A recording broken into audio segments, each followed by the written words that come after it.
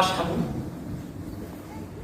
একজন বাক ও শ্রবণ প্রতিবন্ধী ব্যক্তি ইশারা ভাষার মাধ্যমে শাহাদাত পাঠ করে ইসলাম গ্রহণ করছেন। শারীরিক সীমাবদ্ধতা যে সৃষ্টিকর্তার প্রতি অগাধ বিশ্বাস ও আধ্যাত্মিকতার পথে কোনো বাধা হতে পারে না, এ দৃশ্যটি যেন তারই এক অনন্য দৃষ্টান্ত।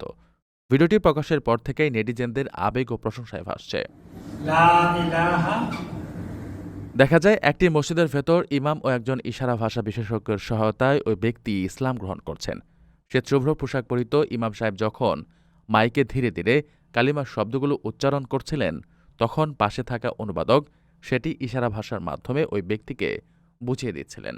এরপর দীর্ঘদেহী সেই ব্যক্তি ভক্তি, একাগ্রতা ও আবেগের সঙ্গে দুই হাত নেড়ে ইশারার মাধ্যমে লা ইলাহা ইল্লাল্লাহু মুহাম্মাদুর রাসূলুল্লাহ পাঠ করেন।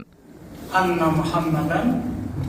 কালিমা পাঠ সম্পন্ন হওয়ার সঙ্গে সঙ্গেই মসজিদে উপস্থিত শত শত মুসল্লি সমস্বরে আল্লাহু আকবার ধ্বনি দিয়ে ওঠেন। এরপর ইমাম ও অনুবাদক নবদীক্ষিত এই মুসলিমকে আলিঙ্গনে বরণ করে নেন। এ সময় ওই ব্যক্তির মুখে যে প্রশান্তির হাসি ফুটে ওঠে, তা মুহূর্তেই দর্শকদের হৃদয় ছুঁয়ে গেছে।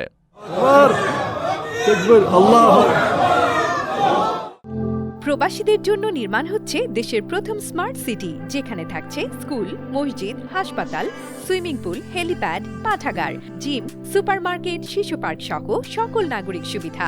মাত্র ৩০ লাখ টাকা বিনিয়োগে মিলছে আকর্ষণীয় ফ্ল্যাট। প্লাটিনাম ইনভেস্টরদের জন্য ঢাকা বিমানবন্দরে ভিআইপি প্রোটোকল সুবিধা।